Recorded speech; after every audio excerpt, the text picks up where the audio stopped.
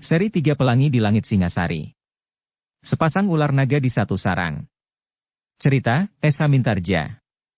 Audiobook, novel silat. Bab 26. Tuan Putri. Marilah, hamba akan mengantarkan Tuan Putri melalui pintu rahasia itu. Apakah Tuan Putri juga mengetahui pintu itu? Akulah yang menganjurkannya membuat. Ketika Anusapati masih memerintah, maka Tohjaya membuat pintu rahasia ini sebelum membunuh Anusapati. Jika usahanya gagal, maka ia akan dapat lolos dari pintu itu. Ternyata pintu itu kini telah dipergunakannya. Witantra mengangguk-angguk. Lalu, marilah Tuan Putri. Kami akan mengawal Tuan Putri menyusul Tuanku Tohjaya. Ken Umang pun segera meloncat berdiri. Ia tidak menghiraukan lagi pakaiannya yang kusut dan tidak mapan. Berlari-lari seperti kanak-kanak menyongsong ibunya yang datang dari jauh, Ken Umang pergi ke bangsal sebelah. Sebenarnya lah bahwa bangsal itu sudah dijaga oleh orang-orang Rajasa dan Sinelir. Tetapi atas isyarat Witantra, maka dibiarkannya Ken Umang lewat diikuti oleh Witantra, Mahendra dan beberapa orang pengawal. Sebenarnya lah, seperti yang dikatakan oleh Ken Umang, di dalam bangsal itu terdapat sebuah pintu rahasia. Sebuah pintu yang samar dan tidak akan dapat dikenal oleh siapapun juga. Pintu itu justru terdapat di bawah sehelai permadani yang indah yang datang dari seberang. Jika permadani itu disingkapkan, akan nampak sebuah pintu yang besar. Bukalah pintu itu, perintah Ken Umang. Beberapa orang pengawal berusaha membuka pintu yang berat, namun yang akhirnya terbuka juga. Witantra menarik nafas dalam-dalam. Ia melihat sebuah lubang yang besar dengan sebuah tangga menurun yang dalam. Benar-benar suatu pintu rahasia yang hampir sempurna, desis Witantra. Namun kemudian ia pun berkata, Mahendra, jagalah Tuan Putri. Aku akan melihat ke ujung pintu rahasia ini. Mahendra mengangguk. Katanya, tetapi hati-hatilah Kakang. Mungkin ada sesuatu yang tidak wajar. Jika Kakang menjumpai suatu kesulitan, berilah isyarat. Aku akan berhati-hati. Aku akan pergi dengan beberapa orang pengawal. Witantra pun kemudian bersiap untuk menuruni tangga itu. Kepada Ken Umang ia berkata, tinggallah Tuan Putri di sini sejenak. Hamba akan melihat, apakah jalan ini aman bagi Tuan Putri. Ya, cepat. Witantra pun kemudian menuruni tangga itu. Dua orang pengawalnya telah mendapatkan dua buah obor yang dapat dipergunakan untuk menerangi jalan rahasia yang dalam. Jalan ini cukup mendapatkan udara, berkata Witantra. Ternyata obor-obor itu tidak menjadi suram. Iya, sahut pengawalnya. Tentu jalan ini tidak terlampau panjang. Meskipun menyusur lubang yang menjadi semakin sempit. Tetapi cukup untuk berjalan terbungkuk-bungkuk. Beberapa tiang menahan papan-papan kayu yang melintang di bagian atas lubang itu. Tetapi agaknya lubang itu memang cukup kuat.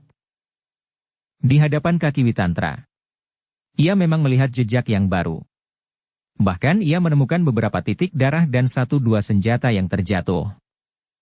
Mereka mundur dengan tergesa-gesa, berkata Witantra. Ya. Dan mereka tidak sempat menutup pintu rahasia ini dengan baik, sehingga kami akan dapat mengikutinya. Ternyata seperti yang mereka duga, jalan rahasia itu memang tidak terlampau panjang. Beberapa saat kemudian mereka telah merasakan udara di dalam lubang itu bergerak. Kita sudah dekat dengan mulut goa ini, desis Witantra. Ternyata beberapa saat kemudian, mereka melihat cahaya yang buram, dan sejenak kemudian, mereka telah sampai pada sebuah lubang. Perlahan-lahan mereka naik pada tangga yang curam. Ketika Witantra kemudian menjulurkan kepalanya, maka ia pun berdesis. Sebuah pintu rahasia yang sempurna. Ternyata, bahwa mereka telah keluar dari lubang itu di dalam sebuah gerumbul yang lebat, sehingga lubang itu memang sama sekali tidak nampak dari tempat di sekitarnya. Kita berada di mana sekarang ini? Bertanya Witantra ketika mereka telah berada di luar pintu. Beberapa orang pengawalnya pun segera mencoba mengenali tempat itu.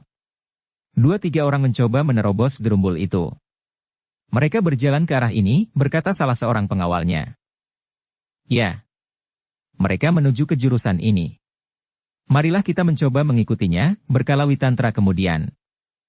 Para pengawalnya pun kemudian mengikutinya ketika Witantra mengikuti jejak kaki yang meninggalkan lubang jalur rahasia itu, menerobos gerumbul-gerumbul liar yang cukup lebat. Akhirnya mereka sampai ke tepi gerumbul-gerumbul liar itu. Demikian mereka muncul, maka seorang prajurit berteriak. Kita berada di pinggir kota. Jalan itu adalah jalan langsung menuju ke alun-alun. Witantra mengangguk-angguk. Katanya. Ya. Aku sekarang mengetahui dengan tepat di mana kita berada. Agaknya Tohjaya berhasil muncul di belakang pasukan kita yang sudah mengepung istana, sehingga ia berhasil meloloskan diri. Kita harus mengejarnya. Kita dapat mengikuti jejaknya dengan jelas, karena mereka sama sekali tidak sempat menghapus jejak. Bahkan titik-titik darah masih dapat kita lihat di sini. Witantra menganggukkan kepalanya. Tetapi ia tidak segera pergi. Katanya kemudian kepada pengawalnya. Pergilah menghadap Mahisa Agni. Katakan apa yang kau lihat di sini. Baik. Dan kemudian apakah tuanku Mahisa Agni harus datang kemari? Sebaiknya ia melihat jejak ini. Biarlah ia mengambil keputusan. Pengawal itu pun kemudian dengan tergesa-gesa pergi ke istana untuk menyampaikan laporan tentang jalan rahasia. Tetapi agaknya jalan di bawah tanah itu jauh lebih dekat dari jalan yang menuju ke alun-alun. Apalagi ia masih harus melalui sisa-sisa pertempuran yang barangkali masih belum mereda sama sekali, sehingga di sana-sini masih ada pertempuran yang dapat mengganggu perjalanannya. Karena itu, ia tidak memilih jalan yang menuju ke alun-alun itu, tetapi ia kembali melalui jalan rahasia di bawah tanah. Demikianlah dengan obor di tangan, ia muncul kembali di bangsal dari mana ia memasuki jalan itu. Bagaimana? Mahendra yang masih tetap menunggu Ken Umang bertanya. Pengawal itu termangu-mangu. Apalagi ketika tiba-tiba saja Ken Umang berteriak. Ayo katakan, apa yang kau ketemukan? Apakah kau bertemu dengan anakku, Maharaja Singasari? Pengawal itu menjadi bingung. Mahendra pun termangu-mangu sejenak, namun ia kemudian bertanya mendahului jawaban pengawal itu. Tuan Puteri. Kami memang sedang menyelidiki segala kemungkinan. Biarlah kami memanggil kawan-kawan kami agar perjalanan kami menjadi lebih aman. Ken Umang mengerutkan keningnya. Apakah musuh masih terlampau banyak? Bertanya Mahendra. Pengawal yang semula menjadi bingung itu pun kemudian mengangguk-angguk sambil menjawab. Ya. Ya Tuan Puteri. Musuh terlampau banyak di ujung jalan rahasia ini. Tunggulah di sini sebentar Tuan Puteri, berkata Mahendra. Hamba akan keluar bangsal ini sebentar. Ken Umang menjadi sangat gelisah. Duduklah sebentaran Tuan Puteri. Tetapi bagaimana dengan putraku Tohjaya? Tuanku Tohjaya berhasil melalui musuh yang banyak itu. Tuanku Tohjaya sekarang pergi ke tempat yang aman. Ken Umang mengangguk-angguk. Lalu katanya. Tetapi kau harus cepat.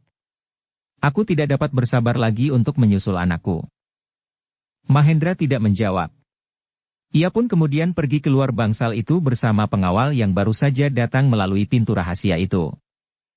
Kemudian kepada Mahendra dilaporkannya semua yang dilihat dan pesan Witantra untuk menemui Mahisa Agni. Pergilah kepada Mahisa Agni. Cepat. Tetapi aku harus menyingkirkan Ken Umang lebih dahulu. Jika ia melihat Mahisa Agni, maka persoalannya akan bergeser. Pengawal itu mengerutkan keningnya. Kau tidak perlu mengetahui sebabnya. Tuan Puteri Ken Umang agaknya sedang terganggu syarafnya sehingga kadang-kadang ia menjadi lupa sama sekali akan dirinya dan orang-orang yang pernah dikenalnya. Kecewa, pedih dan sakit hati sudah agak lama mencengkamnya. Dan kini goncangan terakhir adalah sebab utama yang telah membuatnya terganggu ingatannya. Jadi, apakah aku harus menunggu? Tidak perlu. Pergilah kepada Mahisa Agni. Sebaiknya ia melalui jalan rahasia ini. Tetapi jika ia mendapatkan beberapa ekor kuda, maka ia dapat mempergunakannya. Pengawal itu termangu-mangu sejenak. Katanya, apakah kuda-kuda yang ada di halaman istana ini telah dilepaskan semuanya? Aku tidak tahu. Tentu masih ada. Tidak seorang pun yang mengganggu kuda-kuda itu, sedangkan Tuanku Tohjaya tentu tidak dapat mempergunakan seekor pun dari kuda-kuda itu. Cobalah. Tetapi aku harus menyingkirkan Tuan Puteri. Jika kau tidak berhasil mendapatkan kuda maka kau akan menempuh jalan ini agar tidak terlampau jauh ketinggalan. Aku tidak akan pergi, karena halaman ini masih memerlukan pengawasan. Demikianlah, penghubung itu pun kemudian mencari Mahisa Agni ke Paseban. Agaknya pertempuran di halaman istana itu sudah hampir selesai seluruhnya. Beberapa orang prajurit yang tidak bersenjata lagi telah menyerahkan diri di berbagai tempat. Ketika Mahisa Agni yang masih berada di Paseban mendengar laporan itu, maka ia pun terperanjat. Beberapa saat ia berada di Paseban. Lembu Ampal sedang mencari keterangan, di manakah kira-kira Tohjaya berada. Dalam pada itu, laporan itu mengatakan bahwa Tohjaya berhasil lolos dari halaman istana. Baiklah, berkata Mahisa Agni. Aku akan segera menghadap Kakang Witantra. Biarlah Mahendra berada di halaman istana. Masih akan timbul bermacam-macam persoalan di sini. Halaman ini memang tidak dapat ditinggalkan begitu saja. Apakah tuanku memerlukan kuda? Bertanya penghubung itu. Mahisa Agni mengerutkan keningnya, lalu. Jika kau berhasil mendapatkannya barang 5 atau 6 ekor, aku akan berkuda. Sejenak kemudian penghubung itu pun membawa beberapa orang pengawal untuk mencari kuda. Ternyata di kandang kuda yang disediakan bagi para prajurit, sama sekali sudah tidak diketemukan seekor kuda pun karena kuda-kuda itu telah dipergunakan oleh pasukan berkuda keluar halaman istana, ketika prajurit-prajurit di luar halaman mendapat serangan. Tetapi pasukan berkuda itu tidak kembali lagi dengan kuda-kuda mereka. Sebagian besar dari mereka telah tertangkap dan terbunuh. Yang lain menyerah, dan ada 1-2 di antara mereka yang lari tanpa tujuan. Tetapi, penghubung itu masih mencarinya terus ke kandang kuda di belakang bangsal induk. Ternyata di kandang itu masih ada beberapa ekor kuda yang dapat dipergunakannya. Dengan tergesa-gesa kuda itu pun disiapkannya. Kemudian kuda yang masih ada 4 ekor itu pun dibawanya kepada Mahisa Agni, sementara pengawal yang lain telah mendapatkan kuda pula dari Mahisa Wongateleng. Demikianlah Mahisa Agni akhirnya dapat mengumpulkan 7 ekor kuda. Setelah memberikan beberapa pesan, maka ia pun minta diri kepada Lembu Ampal. Mahendra masih ada di bangsal Tuan Putri Ken Umang. Terserahlah kepada kalian untuk mengawasi isi halaman ini. Aku akan menjumpai Kakang Witantra. Seterusnya aku akan berusaha mengikuti jejak Tuanku Tohjaya. Bagaimana dengan Tuanku Ranggawuni dan Mahisa Cempaka? Aku akan menghadap sejenak dan bertanya apakah keduanya akan pergi bersamaku. Keduanya sudah berada di dalam kota, di tempat yang sudah ditentukan. Beritahukan kepada Mahendra bahwa aku pergi berkuda. Karena itu aku tidak melalui jalan rahasia itu. Mahisa Agni pun kemudian meninggalkan halaman istana. Gerbang halaman sudah berhasil dibuka dan sudah dikuasai oleh pasukan yang mempergunakan gelang lawe wenang di pergelangan tangannya. Sejenak kemudian 7 ekor kuda itu pun berpacu di sepanjang jalan kota. Bekas-bekas pertempuran masih berserakan di sana-sini. Beberapa orang sedang berusaha mengumpulkan korban yang berceceran di mana-mana. Mahisa Agni mengusap dadanya yang berdebaran. Banyak nyawa yang melayang. Pembunuhan terjadi di mana-mana di dalam peperangan tanpa pertimbangan lagi. Tetapi semuanya itu telah terjadi. Setiap orang mengerti dan kadang-kadang dengan tulus hati mengutuk kekejaman perang yang pernah terjadi. Tetapi setiap kali peperangan itu timbul lagi. Orang-orang yang mengutuk perang itu akhirnya terlibat dalam peperangan baru yang juga mengakibatkan kematian dan penderitaan tiada taranya. Dalam pada itu, Mahisa Agni masih berpacu terus bersama pengawal-pengawalnya dan seorang penghubung yang mengenal tempat Witantra menunggu. Mereka langsung menuju ke tempat yang sudah ditentukan. Tempat yang sudah disediakan buat Ranggawuni dan Mahisa Cempaka. Kedatangan Mahisa Agni yang tergesa-gesa itu mereka songsong dengan dada yang berdebar-debar. Sebelum Mahisa Agni berkata sesuatu, Mahisa Cempaka sudah mendahuluinya. Apa yang sudah terjadi Paman? Mahisa Agni menarik nafas dalam-dalam. Bagaimana dengan Pamanda Tohjaya? Bukankah Pamanda selamat? Mahisa Agni memandang kedua anak-anak yang masih sangat muda itu dengan hati yang tertegun-tegun. Keduanya ternyata masih diterangi dengan cinta kasih sehingga bagaimanapun juga mereka masih berharap pamandanya selamat, meskipun Ranggawuni dan Mahisa Cempaka mengetahui, Tohjaya telah memerintahkan Lembu Ampal untuk membunuh mereka. Dan terlebih-lebih lagi Tohjaya telah membunuh Anusapati pula. Mahisa Agni pun kemudian melaporkan serba singkat tentang apa yang terjadi. Dikatakannya pula bahwa Witantra sedang menunggu di ujung pintu rahasia itu. Tuanku Ranggawuni dan Tuanku Mahisa Cempaka. Apakah Tuanku juga ingin mengikuti jejak pamanda Tuanku yang telah meninggalkan istana? Ranggawuni dan Mahisa Cempaka saling berpandangan sejenak, dan akhirnya keduanya menganggukkan kepalanya. Mahisa Agni pun kemudian memerintahkan menyiapkan kuda bagi Ranggawuni dan Mahisa Cempaka serta beberapa orang pengawal. Kita akan pergi menemui Witantra di ujung pintu rahasia itu. Kita akan membawa beberapa ekor kuda untuknya Tuanku. Kita akan berusaha menyusul pamanda Tuanku, berkata Witantra. Jika kita dapat menyusul, apakah yang akan kalian lakukan atas pamanda Tohjaya? Tidak apa-apa Tuanku, selain menyerahkan kekuasaan dengan baik kepada Tuanku Ranggawuni dan Tuanku Mahisa Cempaka. Kemudian berjanji tidak akan mengganggu pemerintahan untuk selanjutnya. Setelah pamanda berjanji, Tuanku, berkata Mahisa Agni. Kita akan memikirkannya kemudian. Tetapi percayalah, bahwa kami tidak akan berbuat apa-apa tanpa perintah Tuanku. Sebab jika ada dendam kepada keduanya, maka dendam yang terbesar tentu tersimpan di hati Tuanku berdua. Jika Tuanku sama sekali tidak mendendam, maka orang lain sama sekali tidak berhak untuk melakukannya. Baiklah Paman, berkata Ranggawuni kemudian. Kita akan segera pergi. Demikianlah maka sekelompok pengawal berkuda mengikuti Ranggawuni dan Mahisa Cempaka pergi mendapatkan Witantra bersama Mahisa Agni dan prajurit penghubung yang mengetahui pintu rahasia yang menghubungkan bagian dalam dan luar istana itu. Selain kuda yang mereka pergunakan, maka kelompok itu juga membawa beberapa ekor kuda bagi Witantra dan beberapa orang pengawalnya. Dalam pada itu, maka Mahendra yang ada di dalam istana, sibuk menyabarkan Ken Umang yang mulai gelisah. Kegelisahan yang menyulitkan. Karena Ken Umang tidak lagi dapat menahan gejolak perasaan karena gangguan ingatannya, maka ia pun kemudian berteriak-teriak. Menangis melolong-lolong, namun kemudian tertawa berkepanjangan. Anakku akan menguasai seluruh bumi, katanya di sela-sela derai tertawanya. Semua orang akan berlutut di hadapannya. Juga Mahisa Agni. Ia akan dipaksa untuk mencium telapak kakiku. Dan aku tidak akan mencuci kakiku yang kotor. Mahendra menarik nafas dalam-dalam ketika ia kemudian melihat Ken Umang tertawa terbahak-bahak sehingga tubuhnya terguncang-guncang. Ia benar-benar kehilangan dirinya sendiri, berkala Mahendra kepada seorang pengawal yang ada di sisinya. Ya. Selama ini hatinya digelorakan oleh nafsu ketamakan tiada taranya.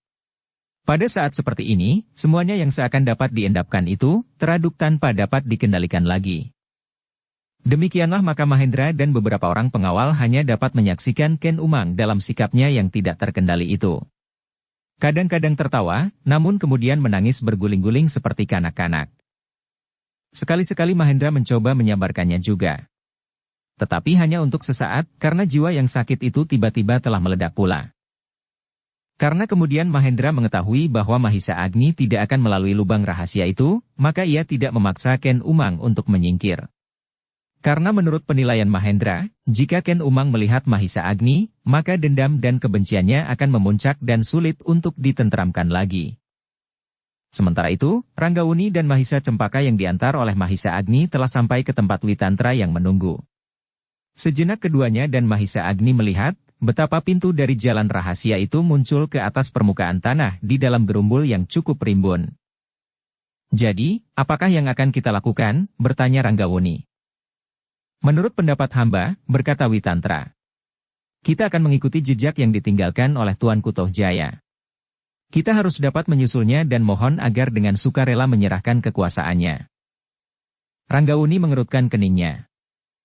Bagaimana jika mereka kita biarkan saja pergi, bertanya Mahisa Cempaka. Tuanku, berkata Mahisa Agni. Hamba berpendapat bahwa Tuanku Tohjaya sebaiknya dapat kita ketemukan. Dengan demikian kita akan dapat berbicara dan menjelaskan persoalan yang sebenarnya. Tetapi jika kita tidak berhasil menjumpainya, maka Tuanku Tohjaya akan menganggap bahwa kita akan selalu memusuhinya. Bahkan mungkin Tuanku Tohjaya menduga bahwa Tuanku berdua akan membalas dendam dan membunuhnya. Ranggawuni dan Mahisa Cempaka mengangguk-angguk lemah. Karena itu Tuanku, berkata Mahisa Agni kemudian. Adalah sudah sebaiknya kita menyusulnya dan memberikan penjelasan yang sejauh-jauhnya sehingga Tuanku Tohjaya dapat mempercayainya. Baiklah Paman, berkata Ranggawuni. Jika demikian, maka sebaiknya kita pun segera berangkat. Bukankah Pamanda Tohjaya hanya berjalan kaki saja? Ya. Tetapi siapa tahu bahwa di sepanjang perjalanannya Pamanda tuanku mendapatkan beberapa ekor kuda, sahut Mahisa Agni. Ranggawuni dan Mahisa Cempaka pun kemudian mempersiapkan diri untuk pergi bersama Witantra dan Mahisa Agni diikuti oleh beberapa orang pengawal. Mereka masih belum tahu kekuatan yang ada bersama Tohjaya. Mungkin sekelompok kecil. Tetapi mungkin juga pasukan yang kuat. Jika keadaan memaksa, maka kita harus mengambil sikap, berkata Witantra. Ranggawuni dan Mahisa Cempaka saling berpandangan sejenak, lalu. Apakah maksud paman? Jika kekuatan Tuanku Tohjaya ternyata jauh melampaui pasukan kecil ini, maka kita wajib menyelamatkan diri. Tetapi menilik jejaknya, pasukan itu tidak terlampau kuat, berkata Mahisa Agni. Mudah-mudahan kita tidak salah duga, sahut Witantra, lalu. Tetapi menilik jejaknya, jumlah mereka memang tidak terlampau banyak.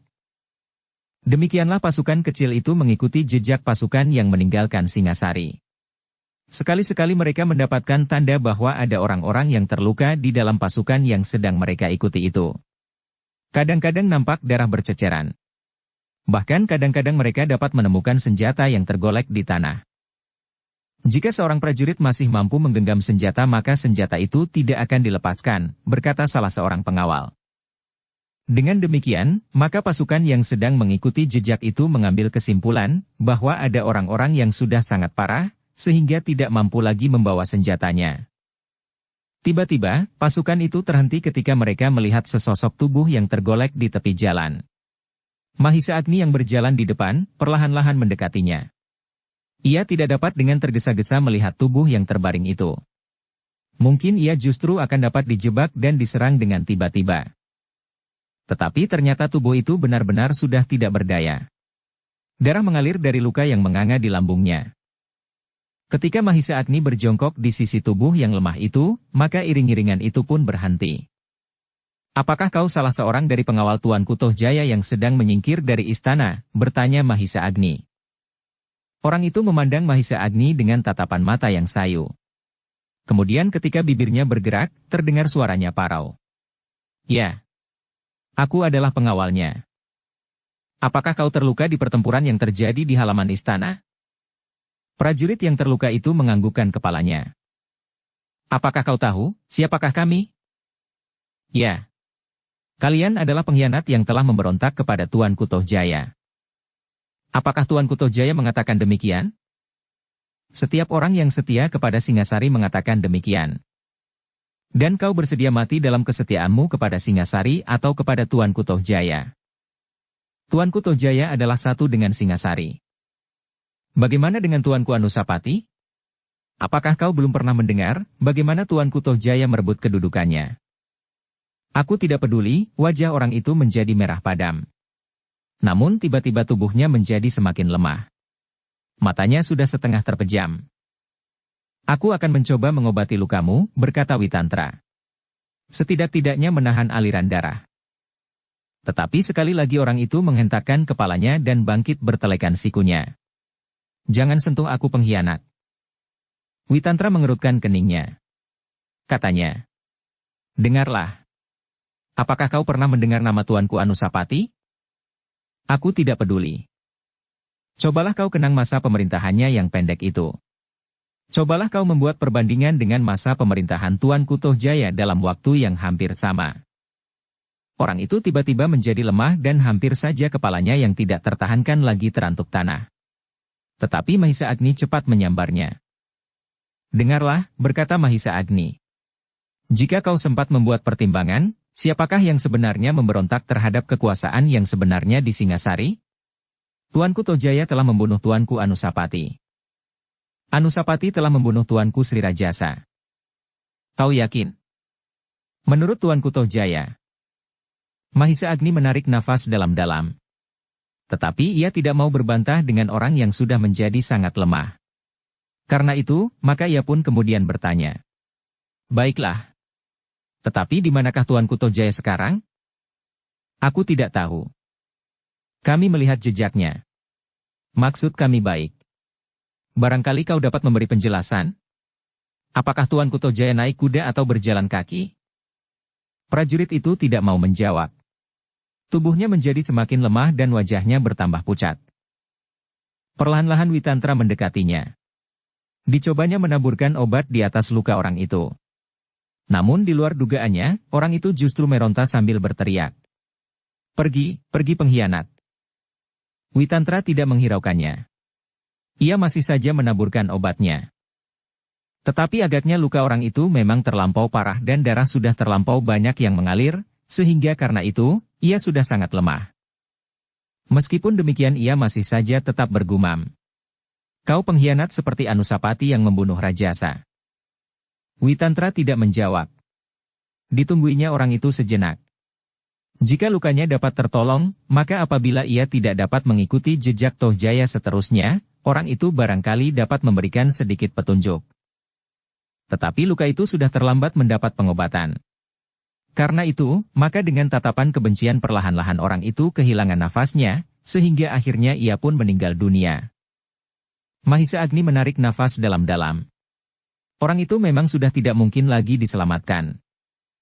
Marilah kita ikuti jejak itu seterusnya, berkata Mahisa Agni.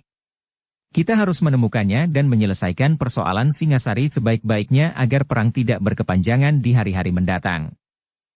Demikianlah maka kelompok itu pun melanjutkan perjalanan tanpa mendapat gambaran apapun tentang pengikut-pengikut Tohjaya. Apalagi tentang kekuatan dan jumlah orang-orangnya. Sampai di sini mereka masih tetap berjalan kaki, berkata Witantra.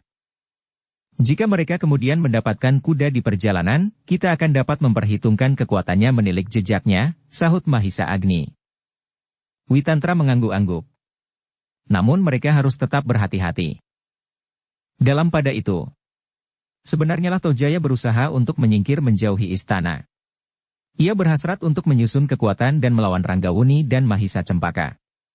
Tojaya masih berniat untuk tetap menguasai tahta Singasari. Dengan sejumlah pengikutnya Tojaya yang terluka diusung dengan tandu.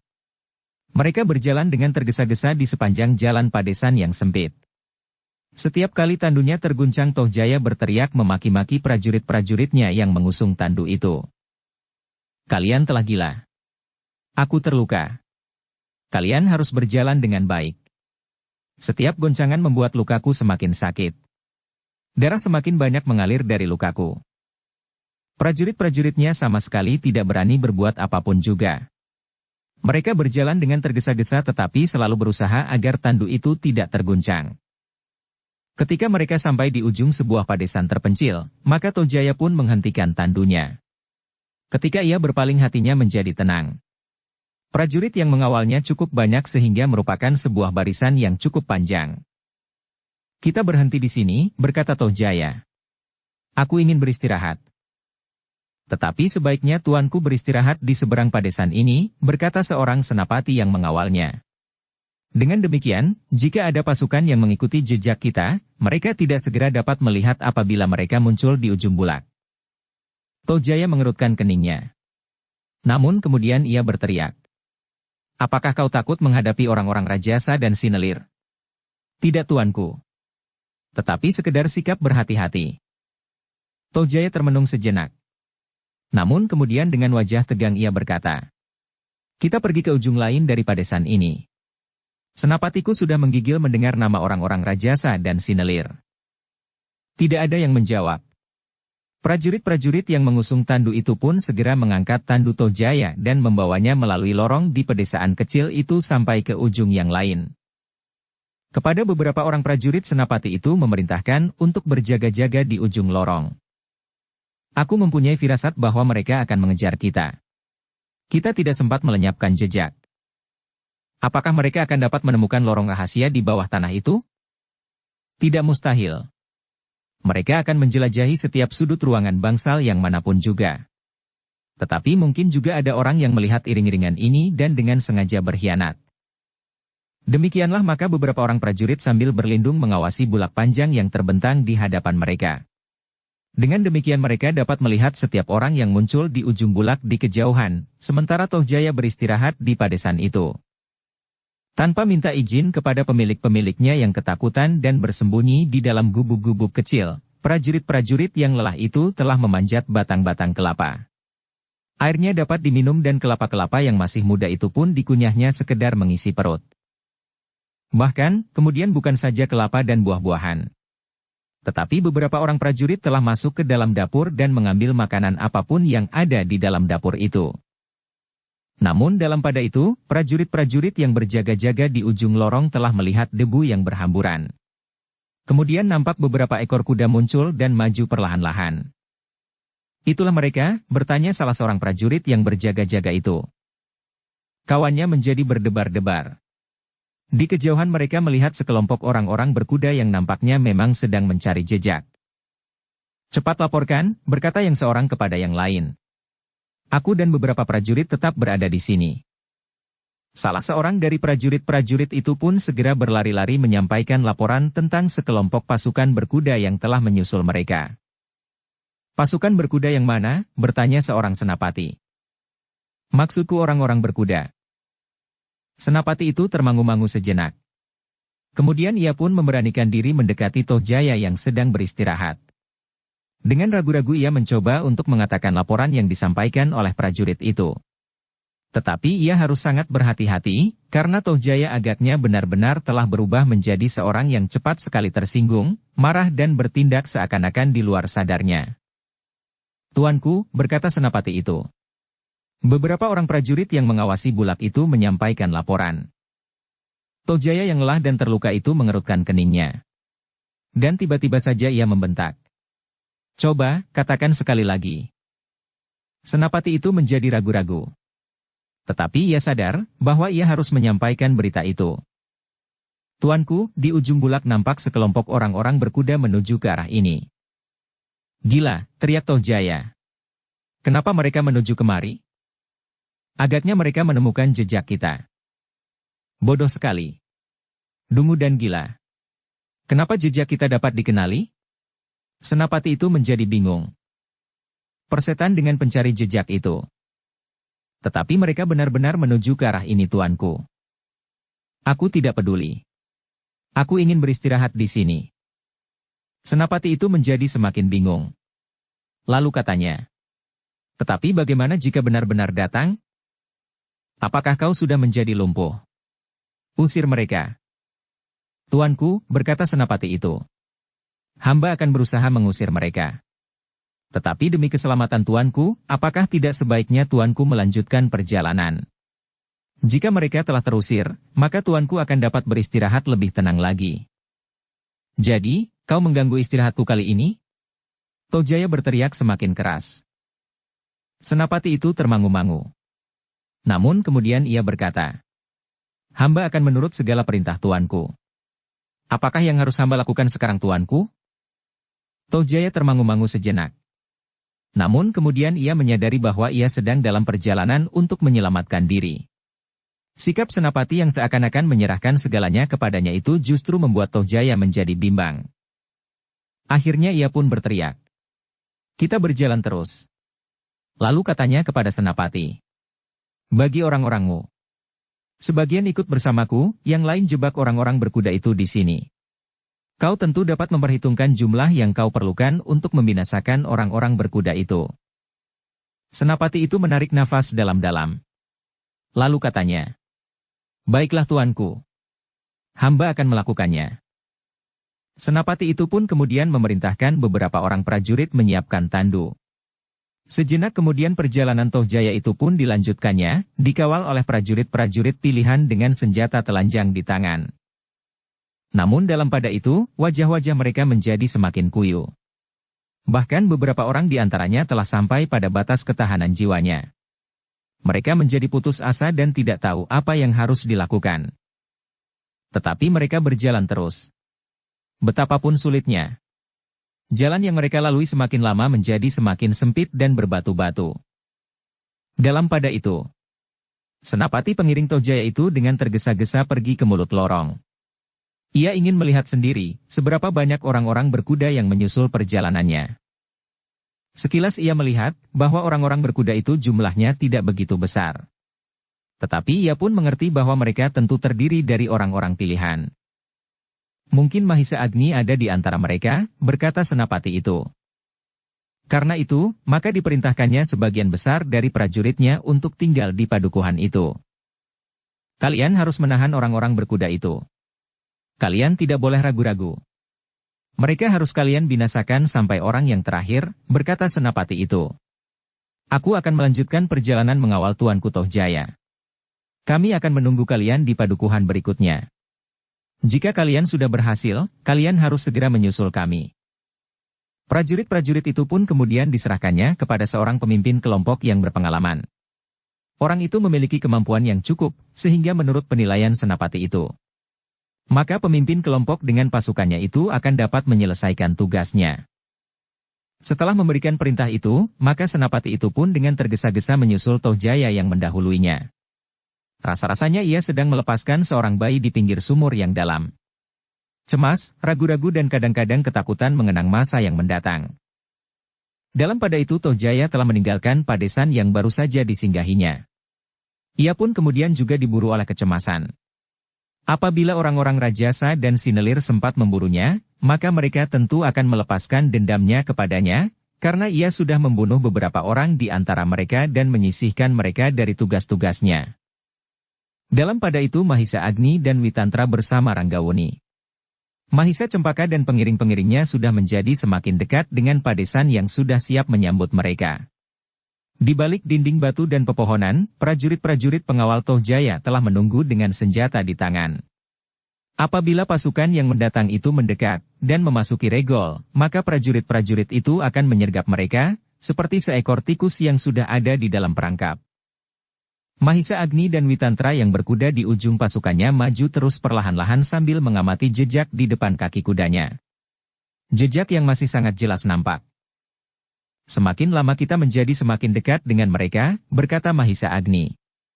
Ternyata dengan jejak yang menjadi semakin jelas. Witantra mengangguk-angguk. Katanya, jejak ini tentu baru saja ditinggalkan oleh pengawal-pengawal Tuanku Tohjaya. Kita memang sudah berada pada jarak yang sangat dekat. Mahisa Agni menarik nafas dalam-dalam. Diangkatnya kepalanya dan memandangi regol padukuhan kecil yang ada di hadapannya. Padukuhan itu nampaknya terlampau sepi, berkata Mahisa Agni. Tidak ada anak-anak yang bermain-main di ujung desa. Dan tidak ada seorang pun yang berada di sawah di sekitar padesan itu. Tentu mereka menjadi ketakutan. Tuanku Tohjaya baru saja lewat padukuhan itu. Sejenak Mahisa Agni terdiam. Dipandanginya padukuhan itu dengan saksama. Seakan-akan ia ingin melihat langsung ke balik pepohonan dan dinding batu yang mengitari padukuhan itu. Tetapi ternyata tatapan mata Mahisa Agni dan Witantra memang sangat tajam, dibantu oleh firasatnya. Karena itu, maka setelah mereka menjadi semakin dekat, mereka pun telah diganggu oleh keraguan-raguan untuk meneruskan perjalanan. Witantra, berkata Mahisa Agni. Aku melihat ujung senjata yang berkilat di balik pepohonan. Witantra menganggukkan kepalanya. Katanya, aku juga melihat sesuatu. Beberapa buah ranting kecil bergerak-gerak tidak sewajarnya. Jika angin bertiup dan menggerakkan ranting-ranting itu, maka kita akan melihat gerak yang seirama tetapi dedaunan itu bergerak dengan kesan yang lain. Mahisa Agni menarik kekang kudanya sehingga kudanya pun berhenti beberapa puluh langkah di depan regol. Dengan isyarat ia menghentikan seluruh iring-iringan. Kenapa kita berhenti di sini Pamanda? Bertanya Ranggawuni. Mahisa Agni tidak segera menyahut. Ditatapnya padukuhan di hadapannya dengan tanpa berkedip. Dan Mahisa Agni pun kemudian yakin bahwa ia melihat sesuatu. Ia melihat ujung senjata mencuat dari balik dinding batu. Dan ia melihat dedaunan yang bergerak tidak wajar seperti dikatakan oleh Witantra. Kita menghadapi sesuatu tuanku, berkata Mahisa Agni. Di balik dinding batu itu telah menunggu sekelompok prajurit. Kita tidak tahu berapa besar kekuatan mereka. Jadi maksud Pamanda, tuanku berdua harus terhindar dari bahaya. Aku yakin bahwa di antara mereka yang menunggu kita tidak ada yang berkuda. Karena itu, tuanku berdua sebaiknya berada di ekor pasukan. Jika jumlah mereka terlampau besar, kita harus menghindar. Dan tuanku harus lebih dahulu terhindar dari tangan mereka. Kita melarikan diri? Bukan melarikan diri tuanku. Witantralah yang menyahut. Tetapi kita menghindari lawan yang tidak terlawan. Itu bukan cacat atau celah bagi prajurit di peperangan. Memang berbeda halnya jika kita berperang tanding, atau menurut pertimbangan tidak ada jalan keluar dari kesulitan itu. Maka kita akan melawan sampai nafas kita yang terakhir. Ranggawuni dan Mahisa Cempaka termangu-mangu sejenak. Lalu, jadi, apa yang harus kami kerjakan? Bertanya Ranggawuni. Tuanku berdua berada di bagian belakang dari pasukan ini. Bukan suatu sikap yang licik. Tetapi tuanku berdua masih terlalu muda untuk mengatasi kesulitan di medan perang yang tidak seimbang. Jika keadaannya seimbang, terserahlah kepada tuanku. Tetapi sebaiknya tuanku tidak berada di peperangan. Ranggawuni dan Mahisa Cempaka termangu-mangu sejenak. Tetapi mereka percaya bahwa Mahisa Agni dan Witantra memiliki pengalaman dan pengetahuan yang cukup tentang medan. Karena itu mereka tidak membantah lagi. Diiringi oleh 4 orang pengawal terpilih keduanya pun kemudian menempatkan diri di ekor pasukan. Kita harus maju perlahan-lahan, berkata Mahisa Agni. Kita jangan memasuki regol itu, desis Witantra. Ya. Kita akan berada di luar regol dan memancing mereka meloncati dinding batu. Dengan demikian kita akan mengetahui, setidak-tidaknya mendapat gambaran dari kekuatan mereka. Jika jumlah mereka membahayakan tuanku Ranggawuni dan Mahisa Cempaka, apa salahnya kita menyelamatkannya lebih dahulu sebelum kita akan menghadapinya? Mahisa Agni mengangguk-angguk. Beberapa langkah mereka maju lagi mendekati regol padukuhan yang sepi itu. Dalam pada itu, prajurit yang menunggu di balik dinding batu dan pepohonan menjadi termangu-mangu. Sebagian dari mereka melihat dengan jelas bahwa yang ada di paling depan adalah Mahisa Agni. Bahkan ada 1-2 orang yang dengan berdebar-debar menyebut. Yang seorang itu adalah Panji Pati-Pati. Dari mana kau tahu? Aku pernah melihatnya. Aku pernah bertugas mengikuti Panglima Pelayan dalam ke Kediri dan melihat orang yang mendapat kuasa dari Mahisa Agni itu. Kau pernah menjadi pelayan dalam? Tidak. Tetapi aku pernah diperbantukan mengawal tunggul kerajaan. Yang lain tidak menyahut lagi. Tetapi hati mereka telah dirayapi oleh perasaan gelisah dan cemas.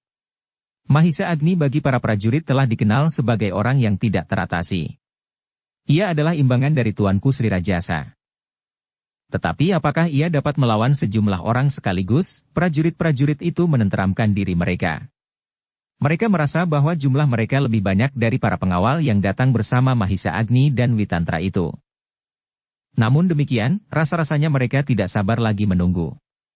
Jika Mahisa Agni memasuki regol, maka orang-orang yang ada di sebelah menyebelah regol itu akan melontarkan tombak mereka serentak. Sebagian mereka akan terbunuh pada serangan yang pertama, berkata para prajurit itu di dalam hati. Tetapi Mahisa Agni tidak membawa pasukannya masuk melalui regol padukuhan itu. Sejenak Mahisa Agni duduk diam di atas kudanya. Namun dalam pada itu suasana menjadi tegang.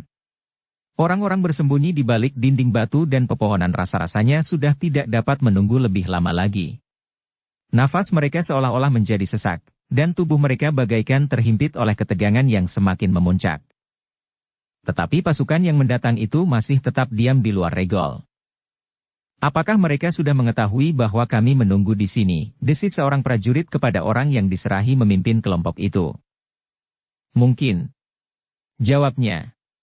Tetapi aku belum yakin. Kita masih harus menunggu? Ya. Darahku hampir membeku. Sebentar lagi kalian akan mendapat kesempatan mencucurkan darah dari tubuh mereka. Prajurit itu terdiam. Dan mereka memang masih harus menunggu beberapa lama, sehingga mereka menjadi benar-benar tidak tahan lagi. Dalam pada itu, prajurit dan pengawal yang menyertai Mahisa Agni pun menjadi gelisah pula. Mereka sudah terlalu lama menunggu di atas punggung kuda. Tetapi mereka mengerti bahwa di hadapan mereka tentu ada bahaya yang menunggu. Dari mulut ke mulut mereka mendengar bahwa di balik dinding batu itu telah menunggu sepasukan prajurit. Jika mereka memasuki regol, maka senjata akan berhamburan membunuh mereka sebelum sempat melawan. Karena itulah, setiap prajurit yang ada di punggung kuda itu pun mencoba memperhatikan dengan saksama, apakah yang ada di hadapan mereka. 1-2 orang di antara mereka pun kemudian dapat melihat daun pedang yang berkilat, ujung tombak yang bergeser dan ranting-ranting yang bergetar tanpa disentuh angin. Ya, maut sudah menunggu kita di balik dinding itu, desis salah seorang dari mereka.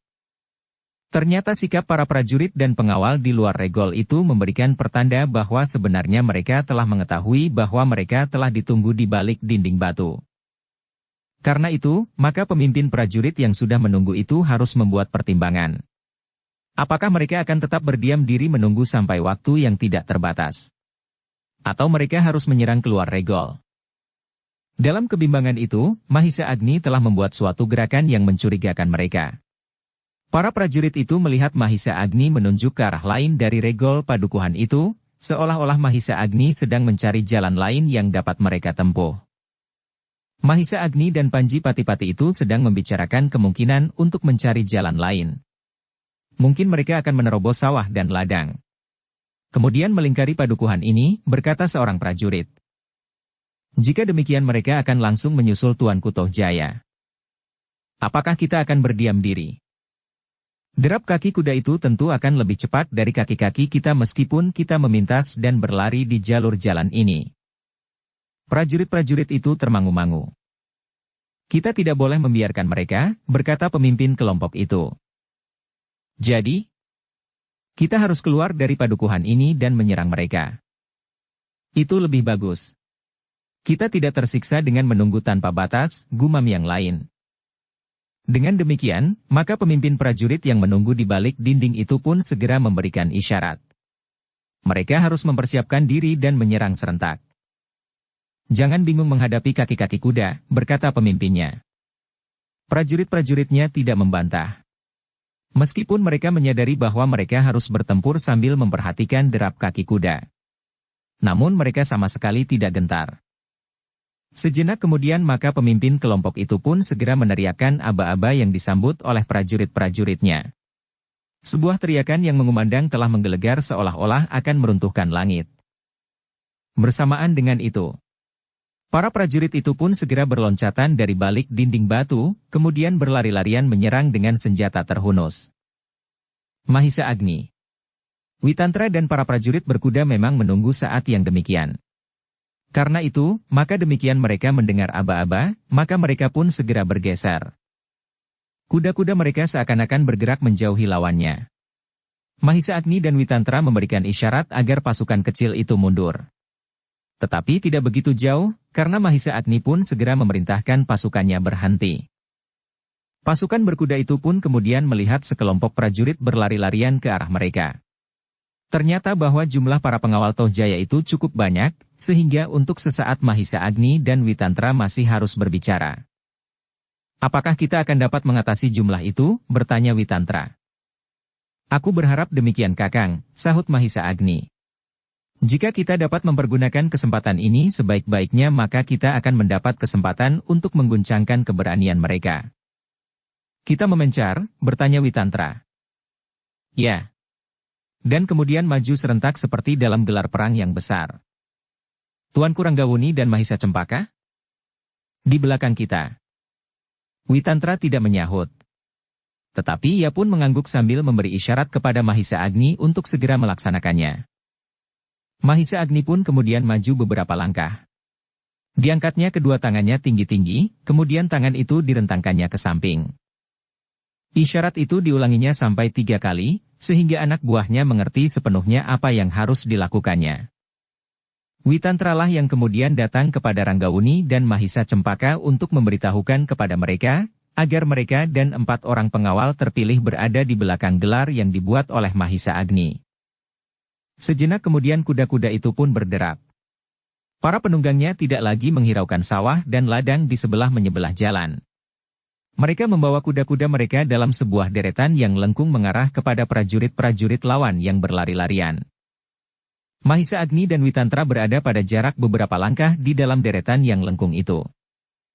Sesaat Mahisa Agni menunggu. Dari kejauhan ia melihat prajurit-prajurit yang berlari-larian itu menjadi ragu-ragu. Mereka tidak lagi menghambur dengan kecepatan sepenuhnya. Tetapi langkah mereka sudah mulai tertahan. Mahisa Agni memandang Witantra sejenak.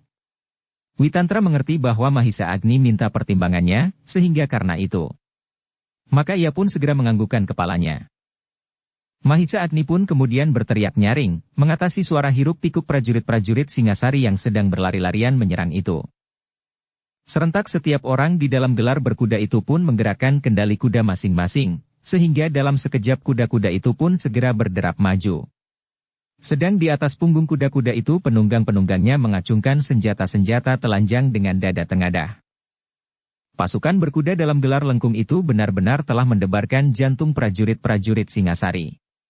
Apalagi ketika kuda-kuda itu berlari semakin cepat mengarah kepada mereka. "Jangan takut," teriak pemimpin kelompok prajurit-prajurit Singasari itu. Tetapi derap yang laju dari sekelompok pengawal berkuda itu benar-benar membuat mereka cemas. Jika mereka tidak menepi maka kaki-kaki kuda itu akan segera menginjak tubuh mereka dan membenamkan kepala mereka ke dalam lumpur. "Bunuh kuda-kuda mereka lebih dahulu," teriak pemimpin prajurit itu. Tetapi derap kuda lawan benar-benar mempengaruhi ketabahan hati mereka.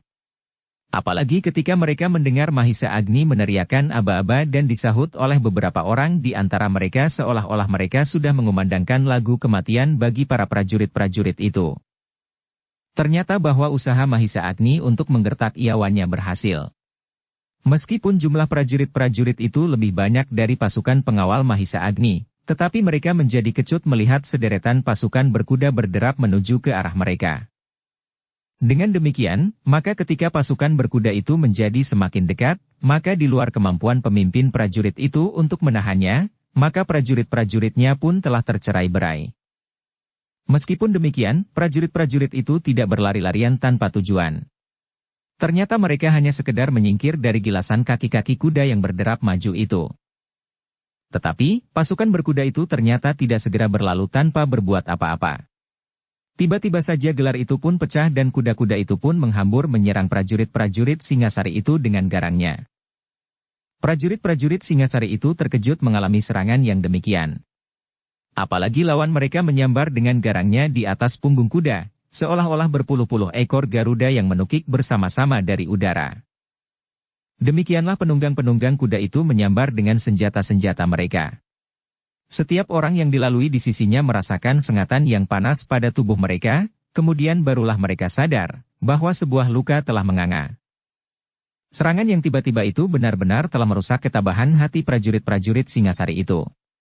Meskipun sebagian dari mereka segera berhasil menguasai diri dan membalas serangan-serangan itu dengan pagutan ujung senjata ke arah penunggang-penunggang kuda itu, namun sebagian yang lain sama sekali sudah tidak berdaya. Yang terluka parah pun segera menyingkir dari medan yang kisruh. Mereka tidak mau menjadi sampah yang terinjak-injak oleh kaki kuda yang berlari-larian melingkar menghamburkan debu yang bergulung-gulung naik ke udara.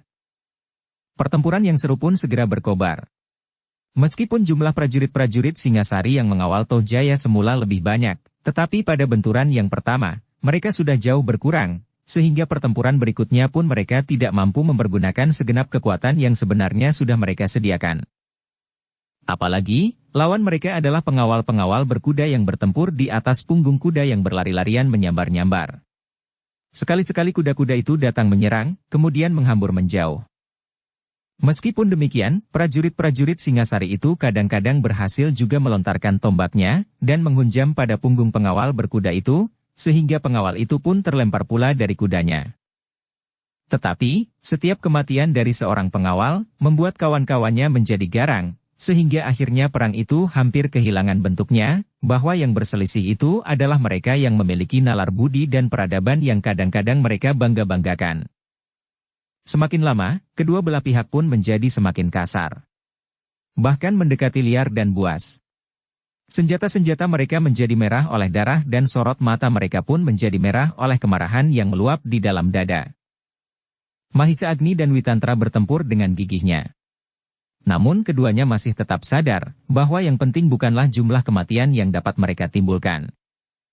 Karena itulah, maka Mahisa Agni dan Witantra sama sekali tidak berusaha membunuh sebanyak-banyaknya, meskipun mereka berusaha melumpuhkan setiap lawan yang mereka jumpai.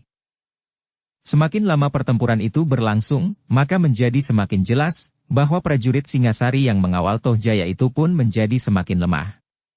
Mereka tidak dapat bertahan lebih lama lagi. Dalam pada itu, Ranggawuni dan Mahisa Cempaka yang oleh Mahisa Agni disisihkan, melihat pertempuran itu dengan hati yang berdebar-debar.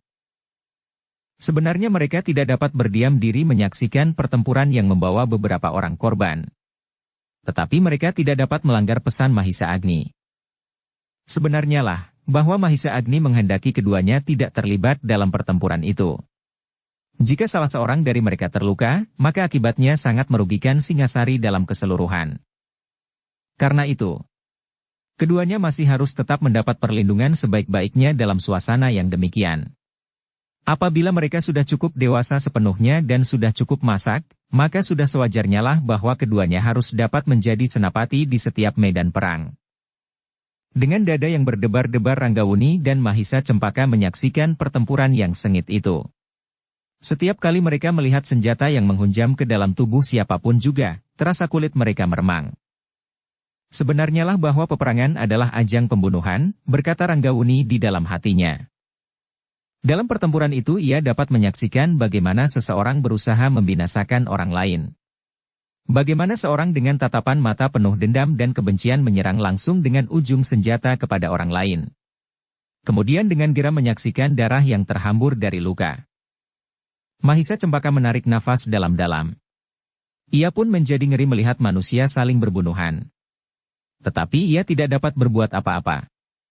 Ia harus tetap berada di tempatnya sambil menyaksikan pembunuhan-pembunuhan itu berlangsung. Membunuh atau dibunuh, desis Mahisa Cempaka kepada diri sendiri. Dan di peperanganlah manusia telah kehilangan kemanusiaannya. Demikianlah, pertempuran itu berlangsung semakin dahsyat. Namun yang sejenak kemudian mulai nampak tanda-tanda, siapakah yang akan menguasai medan selanjutnya. Kuda-kuda masih berlari-larian menyambar. Dan lawan mereka semakin berkurang. Tetapi, di sekitar arena itu bertebaran sosok mayat yang terbujur lintang. Di bagian lain, orang-orang yang terluka mengerang kesakitan. Mahisa Agni dan Witantra pun masih tetap di atas punggung kudanya. Kuda mereka masih tetap berlari-larian. Tetapi senjata mereka sudah tidak mematuk-matuk lagi. Lawan pasukan pengawal berkuda itu sudah hampir tidak berdaya sama sekali. Menyerah sajalah, teriak Mahisa Agni. Agaknya itu lebih baik bagi kedua belah pihak. Beberapa orang dari para prajurit itu sudah tidak dapat berbuat apa-apa lagi karena luka-lukanya. Yang lain terbunuh dan beberapa orang lagi sudah melemparkan senjata mereka. Tetapi masih ada di antara mereka yang bertempur tanpa mengenal menyerah. Dengan putus asa mereka melawan setiap pengawal berkuda yang mendekatinya. Mereka tidak mempunyai pilihan lain kecuali mati, karena mereka mengira bahwa apabila mereka menyerah, akhirnya mereka akan dihukum picis di simpang 4 di pusat kota. Mahisa Agni agaknya dapat mengerti perasaan itu, sehingga beberapa kali ia menyerukan agar mereka meletakkan senjata. Kami tidak akan memperlakukan kalian dengan landasan dendam dan kebencian. Jika kalian menyerah, maka kalian akan diperlakukan sewajarnya, sebagaimana seorang prajurit yang menyerah di peperangan, berkata Mahisa Agni lantang. Tetapi pertempuran masih berlangsung terus. 1-2 di antara mereka berhasil melarikan diri dan hilang di padukuhan. Sedang yang lain baru menghentikan perlawanan mereka ketika mereka sudah kehilangan kemampuan sama sekali. Di antara mereka harus terbaring karena luka yang tergores di tubuhnya. Yang lain sudah tidak lagi dapat bernafas karena jantung mereka tertembus senjata. Mereka adalah orang-orang yang keras kepala, desis Ranggawuni. Sayang sekali bahwa mereka tidak mau melihat kenyataan bahwa mereka tidak akan dapat berbuat apa-apa lagi. Mahisa Cempaka menundukkan kepalanya dalam-dalam. Jika Tojaya merebut tahta Singasari dengan membunuh Anusapati dan beberapa orang pengawal saja, maka kini tahta itu menuntut korban yang jauh lebih banyak. Tetapi, Singasari memang harus diselamatkan, berkata Mahisa Cempaka di dalam hatinya. Kemudian, namun harus beralaskan korban yang sekian banyaknya. Bukan saja di sini, tetapi di halaman istana dan di sekitarnya. Kekalahan prajurit-prajurit Singasari itu benar-benar di luar perhitungan nalar mereka. Yang masih hidup di antara mereka, harus mengakui bahwa Mahisa Agni memang seorang yang luar biasa. Bahkan bukan saja ia seorang diri, tetapi di dalam pasukannya terdapat seorang lagi yang seolah-olah bukan orang kebanyakan. Ia mampu bertempur melampaui 10 orang sekaligus. Dengan demikian, maka jumlah prajurit yang jauh lebih banyak dari pasukan pengawal berkuda itu, sama sekali tidak dapat menghentikan mereka. Apalagi membinasakan. Sejenak kemudian Mahisa Agni dan Witantra telah mengumpulkan tawanan mereka. Yang masih mampu menolong kawan-kawannya, berusaha untuk membawa mereka ke tepi jalan yang menuju ke regol padukuhan di hadapan mereka. Korban telah jatuh, berkata Mahisa Agni kepada mereka. Tetapi tidak ada yang dapat menghalangi Tuanku Ranggawuni dan Mahisa Cempaka untuk mengambil kekuasaan dari tangan Tuanku Tohjaya karena sebenarnya lah mereka lebih berhak atas tahta itu. Bukan saja karena hak, tetapi selama Tuanku Tohjaya memerintah, maka Singasari menjadi semakin suram dan hampir kehilangan cahayanya sama sekali. Bersambung ke bab 27. Dukung kami dengan subscribe, follow, like, komen dan share. Terima kasih.